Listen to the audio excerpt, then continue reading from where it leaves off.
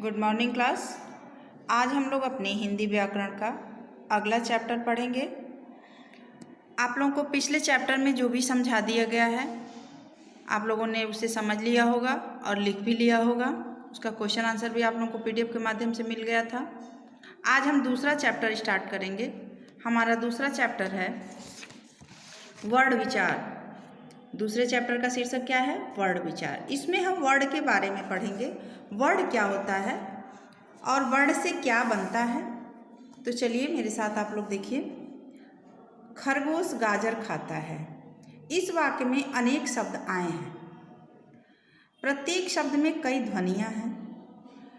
जैसे खरगोश गाजर खाता है, ये एक वाक्य है। इस वाक्य को हम वर्ण में कैसे बदलेंगे? देखिए कितने वर्णों को मिला के यह एक वाक्य बना है। तो वर्ण का मतलब होता है कि भाषा की सबसे छोटी जो इकाई होती है उसे हम वर्ण कहते हैं, जिसके टुकड़े नहीं कर सकते।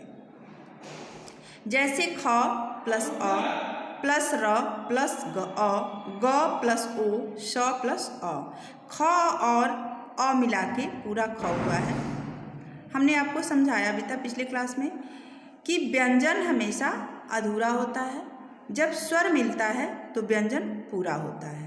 तो ख र को स, इसे मिलाने के बाद ये शब्द तैयार हुआ है खरगोश। गाजर है ग प्लस आ प्लस ज प्लस अ प्लस र प्लस अ, गा ज र। खाता है ख प्लस आ त प्लस आ, खाता है आधा है और ए की मात्रा है। तो ये हो गया खरगोश गाजर खाता है।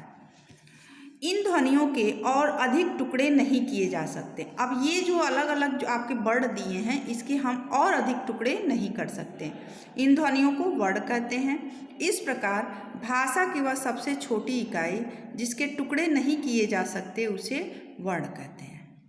अभी हमने बताया कि वर्ण किसे कहते हैं, तो जो सबसे छोटी इकाई होती है, सबसे छोटी ध्वनि होती है उसे हम वर्ण कहते हैं, जिसके हम टुकड़े नहीं कर सकते और टुकड़े नहीं हो सकते हैं।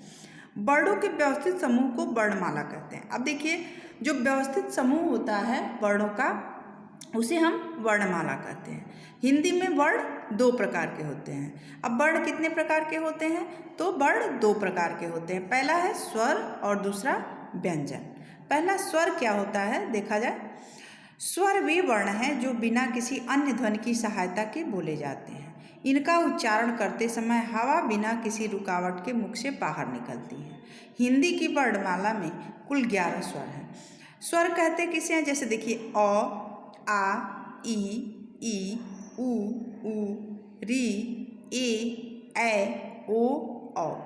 ये क्या है? ये स्वर है। जब इन्हें हम व्यंजन में मिलाएंगे तो हमारा एक वर्ण तैयार होगा। आ आगत स्वर है। स्वर के भेद, स्वर के कितने भेद होते हैं? तो स्वर के 3 भेद होते हैं। कौन कौन से? ह्रस्व स्वर, दीर्घ स्वर और प्लुत स्वर। ह्रस्व स्वर क्या होता है? जिन स्वरों के उच्चारण में सबसे कम समय लगता है उन्हें ह्रस्व स्वर कहते हैं। जैसे ये 4 होते हैं। कौन कौन से? अ, ई, उ तथा री। ये बहुत जल्दी से बोले जाते हैं, इन्हें बोलने में बहुत कम समय लगते हैं। दीर्घ स्वर क्या होता है? जिन स्वरों के उच्चारण में ह्रस्व स्वर से 2 गुना समय लगता है उन्हें दीर्घ स्वर कहते हैं। जैसे दीर्घ स्वर 7 होते हैं। आ, ई, उ, ए, ओ तथा औ। अब विशेष बता रहा है कि आ को मिलाकर अब दीर्घ स्वर 8 हो गए हैं। तीसरा है प्लुत स्वर। जिन स्वरों के उच्चारण में ह्रस्व स्वर से 3 गुना समय लगता है उन्हें प्लुत स्वर कहते हैं। जैसे 3 गुना समय, जैसे ओम, सुनो आदि। इसे बोलने में हमारा समय लग रहा है ना। ओम बोल के देखिए, सुनो, तो ये क्या है? ये प्लुत स्वर है। अब देखिए स्वरों की मात्राएं। स्वरों का प्रयोग जब व्यंजनों के साथ किया जाता है तब स्वरों का रूप बदल जाता है। उनके मूल रूप में के स्थान पर कुछ चिन्हों का प्रयोग किया जाता है। इन्हीं चिन्हों को मात्रा कहते हैं। मात्रा किसे कहते हैं? तो जिन चिन्हों का प्रयोग किया जाता है स्वर का, वो क्या होते हैं? वही मात्रा होते हैं। वैसे तो हिंदी में 11 स्वर हैं, परंतु मात्राएं केवल 10 स्वरों की ही होती हैं, क्योंकि अ की कोई मात्रा नहीं होती है। आ की मात्रा का भी प्रयोग किया जाता है। स्वरों की मात्राएं और उनका प्रयोग इस प्रकार होता है। देखिए आप लोग चार्ट में ऐसे अपनी बुक में देखिएगा कि अ मात्रा नहीं होती, क कमल, आ है मात्रा है, आ की मात्रा, का, आ है, देखिए ऊपर चंद्रबिंदु नहीं लगा है, बस आधा चंद्रबिंदु है तो ये का हो गया। ई छोटी ई, बड़ी ई, छोटा ऊ, बड़ा ऊ, री, ए, ओ और औ। ये क्या है? ये आपकी मात्राएं हैं और ये है मात्रा के साथ क्या है? व्यंजन। जब हम मात्रा के साथ लगाते हैं तो ये व्यंजन हमारा है। अब देखिए अयोगवा, अंग, चंद्रबिंदु और अह, ये तीनों ध्वनियाँ न तो स्वर हैं और न व्यंजन, इन्हें अयोगवाह कहा जाता है। अनुस्वार अयोगवाह क्या है? ये है अंग, चंद्रबिंदु और अह। अनुस्वार क्या होता है? अंग की मात्रा, जिस पे अंग की मात्रा लगती है वो अनुस्वार होता है। जैसे अनुस्वार का उच्चारण नाक से होता है। व्यंजनों के वर्ण क, च, ट, त, प के पंचमाक्षर अंतिम वर्ण के स्थान पर इसका प्रयोग होता है। ऐसे प्रयोग के समय केवल बिंदु स्वरूप अंग होता है, जैसे गंगा, चंचल, संभव आदि। अब है अनुनासिक, चंद्रबिंदु। अनुनासिक का उच्चारण नाक और मुंह से होता है, जैसे चांद, मुंह, हंस आदि। विसर्ग है अह। विसर्ग का प्रयोग उच्चारण के समय व्यंजन के साथ ह की ध्वनि देता है। प्रयोग के समय इसका स्वरूप दो बिंदुओं के रूप में होता है। देखिए ये दो बिंदु हैं। इसका प्रयोग प्रायः शब्द के अंत में किया जाता है, जैसे अतः, प्रातः आदि। अब आता है हमारा व्यंजन। व्यंजन वे वर्ण हैं जिनका उच्चारण करने के लिए स्वरों की सहायता लेनी पड़ती है। इनके उच्चारण में हवा रुककर मुख से बाहर निकलती है। स्वर रहित व्यंजन दर्शाने के लिए व्यंजन के नीचे हलंत लगाया जाता है। जैसे देखिए इसमें स्वर नहीं है, ये आधा क है, ये आधा प है, ये आधा ल है, तो इनके नीचे जब हलंत लग जाता है तो ये क्या हो जाता है? ये पता चल जाता है कि यह व्यंजन स्वर के बिना है, स्वर रहित है। हिंदी वर्णमाला में 35 व्यंजन होते हैं। क वर्ग, च वर्ग, ट वर्ग, त वर्ग और प वर्ग। ठीक है, ये देखिए व्यंजन के 3 भेद होते हैं। कौन कौन से? स्पर्श व्यंजन, अंतस्थ व्यंजन और ऊष्म व्यंजन। अब स्पर्श व्यंजन किसे कहते हैं? जिन व्यंजनों का उच्चारण करते समय जीभ मुख के अलग अलग स्थानों को स्पर्श करती है, मतलब छूती है, वे स्पर्श व्यंजन कहलाते हैं। इनकी संख्या 25 + 2 मतलब 27 है। इन्हें 5 वर्गों में बांटा गया है। प्रत्येक वर्ग का नाम अपने वर्ग के पहले वर्ण के अक्षर पर रखा जाता है। जैसे क वर्ग, इसमें क्या क्या आएगा? क, ख, ग, घ। च वर्ग च, छ, ज, झ। ट वर्ग ट, ठ, ड, ढ। जो वर्ग वर्ग के पहले वर्ण का वो स्थान रखा जाता है वही उसके नाम से होता है। त वर्ग में त, थ, द, ध। प वर्ग प, फ, ब, भ। प्रत्येक वर्ग के अंतिम वर्ण को पंचम वर्ण कहते हैं। इसे क्या कहते हैं? ये ग, ञ, ड़, न, म, ये क्या है? पंचम वर्ण है। अंतस्थ व्यंजन, इनके उच्चारण में वायु का अवरोध बहुत कम समय के लिए होता है। जिन व्यंजनों के उच्चारण में जीभ मुख के किसी भी भाग को पूरी तरह स्पर्श नहीं करती है वे अंतस्थ व्यंजन कहलाते हैं। इनकी संख्या 4 है, य, र, ल, व। अब आता है हमारा ऊष्म व्यंजन। जिन व्यंजनों के उच्चारण में मुंह से रगड़ खाने के बाद हवा में गर्मी सी पैदा होती है वे ऊष्म व्यंजन कहलाते हैं। ये संख्या में 4 होते हैं, स, ख, श, ह। अन्य व्यंजन, कुछ अन्य व्यंजन भी हैं जिसे हम लोग देख लिया जाए। इन व्यंजनों के अतिरिक्त भी कुछ व्यंजन हैं जो स्वतंत्र नहीं हैं बल्कि अन्य व्यंजनों से मिलकर बने हैं। जैसे संयुक्त व्यंजन है।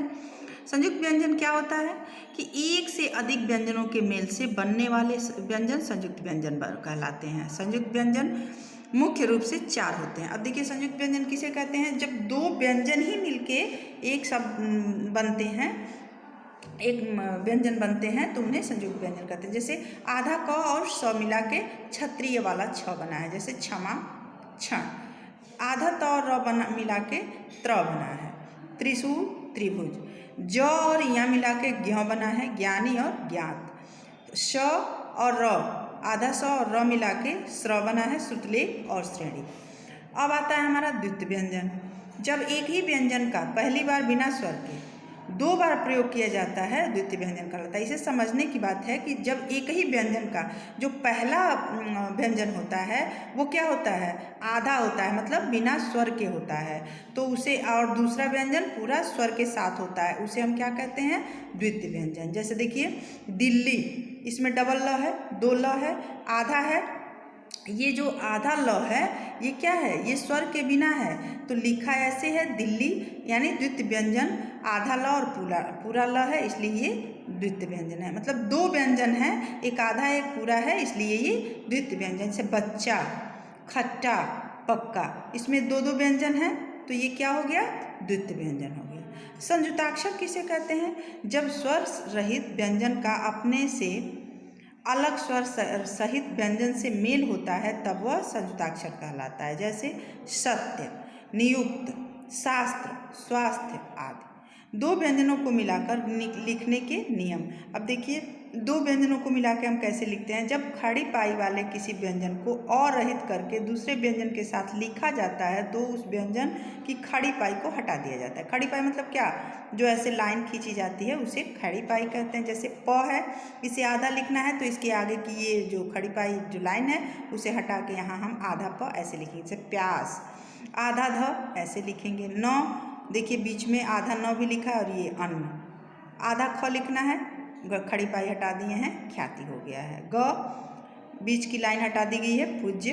ग, अग्नि लिखना है, आधा ग है, उसके आगे की लाइन हटा दी गई है। ब, डिब्बा। स, तस्वीर, ये लाइन हटा देने से ये आधा हो गया है। इसे हम क्या कहते हैं, इसे हम कहेंगे कि 2 व्यंजनों को मिला के कैसे लिखा जाता है। घुंडी हटाकर भी इन्हें अरहित कर सकते हैं। घुंडी हटाकर मतलब जैसे देखिए क है तो क में जो घुंडी ऐसे निकली है उसे हटा देंगे तो ये क्या हो गया, मतलब आधा क हो गया। फ है, फ में से इधर वाली घुंडी जब हम हटा देंगे तो ये आधा फ हो गया, ठीक है, ये हफ्ता। हलंत लगाकर भी इन्हें अन्य व्यंजन से जोड़ा जाता है। अब देखिए क्या होता है कि हम अगर नहीं आधा लिख पाते हैं तो देखिए ये पूरा ट लिखा है और नीचे हलंत लग गया है तो भी ये आधा हो गया। जैसे छुट्टी, ह है, आधा ह नहीं लिखे हैं, पूरा ह लिख के नीचे हलंत लगा दिए हैं। ड पूरा लिख के नीचे हलंत लगा दिए हैं। ठ आधा पूरा लिख के नीचे हलंत लगा दिए हैं। र के विभिन्न रूप। र व्यंजन अपने मूल रूप से तथा अन्य व्यंजनों के साथ संयोग जुड़ने पर भिन्न रूपों में प्रयोग किया जाता है। र है अपने मूल रूप में रास्ता, रस्सी, रघुनाथ।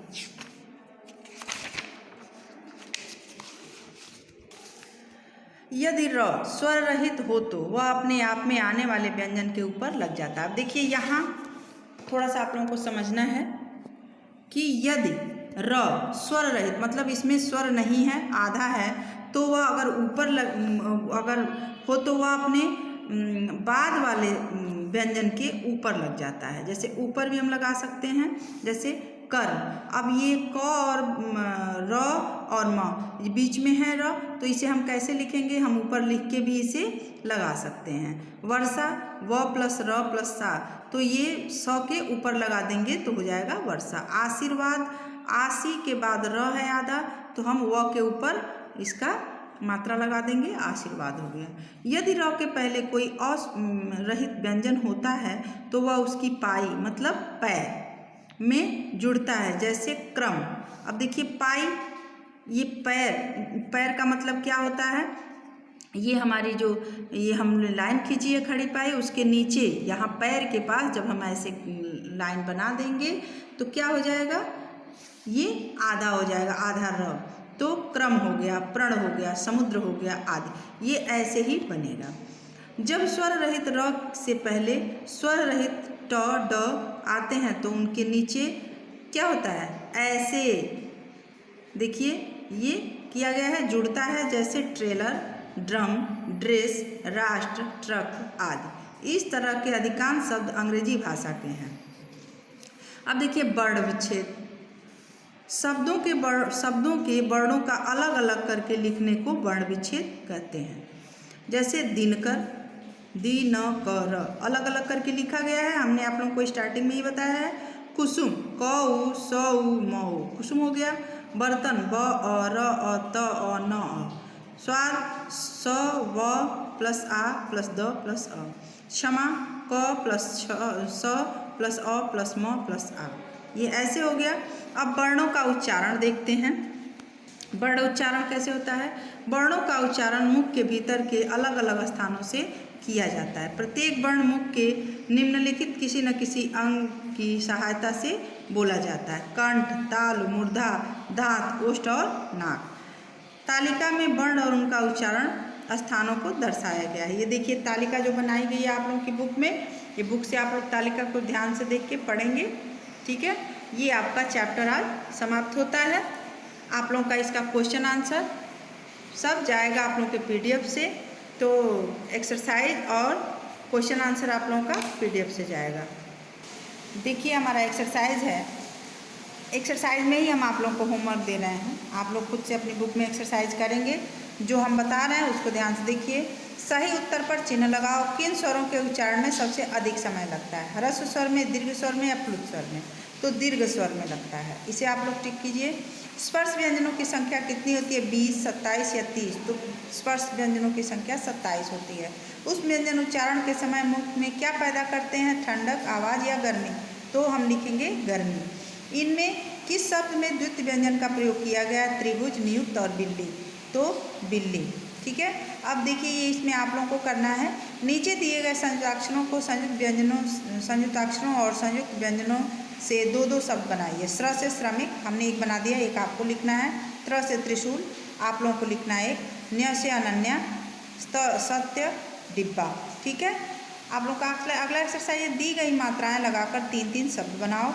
अब ये मात्रा है, इसको लगा के आपको 3 शब्द लिखना है। ओ की मात्रा से 3 शब्द लिखना है। ऊ की मात्रा से 3 शब्द, बड़ी की मात्रा से 3 शब्द, री की मात्रा से 3 शब्द। ये 3 शब्द आप लोगों को खुद से करना है।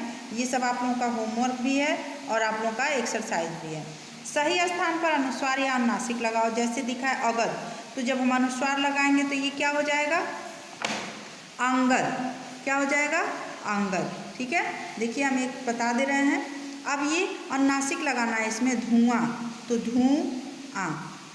ठीक, अब ये दोनों आप लोग करेंगे। आप लोगों को पता ही है कि ये चांदनी होगा और ये अंतरिक्ष। ठीक है, अगला है आपका र के विभिन्न रूपों वाले 3-3 शब्द लिखो। जैसे ये आधार ऊपर लिखा, हम एक बता दे रहे हैं, जैसे कर्ण। ठीक, अब ये नीचे वाला है ट्रक। ठीक, और ये है पदेन की मात्रा में ग, ये र, इसे पैर पे लगाना है तो हम क्या लिखेंगे?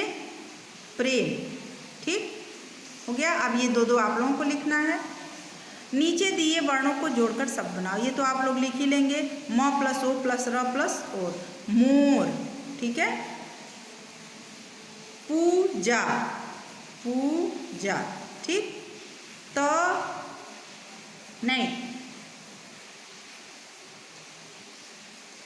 तिथि, अतिथि, अतिथि। ठीक,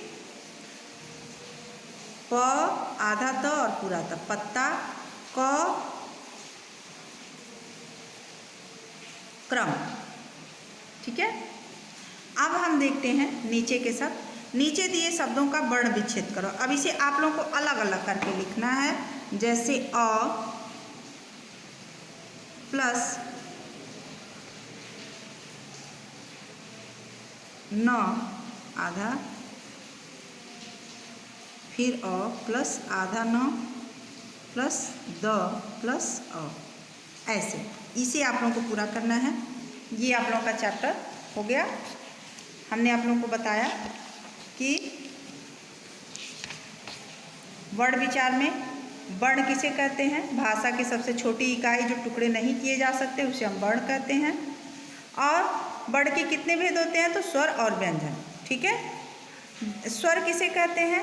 तो स्वर वे वर्ण हैं जो बिना किसी अन्य ध्वनि की सहायता से बोले जाते हैं। उनका उच्चारण करते समय हवा बिना किसी रुकावट के बाहर निकलती है, उसे वर्ण कहते हैं। व्यंजन किसे कहते हैं? तो व्यंजन वे वर्ण हैं जिनका उच्चारण करने के लिए स्वरों की सहायता लेनी पड़ती है। इनके उच्चारण में हवा रुककर मुख से बाहर निकलती है। ठीक है, ये हो गया आप लोगों का आज का चैप्टर वर्ण विचार। अब इसे आप लोग अच्छे से ध्यान से एक बार और पढ़िएगा और जो भी एक्सरसाइज दिए हैं उसे आप लोग बुक में ही भर के और बुक में ही से ही पढ़िएगा, उसे कॉपी में नहीं लिखना है। फिर आप लोगों का इस चैप्टर का क्वेश्चन आंसर हम PDF के माध्यम से आप लोगों को भेजेंगे, आप लोग लिख लीजिएगा और उसे अच्छे से लर्न कीजिएगा। फिर हम मिलेंगे अगले वीडियो में, तब तक के लिए थैंक यू।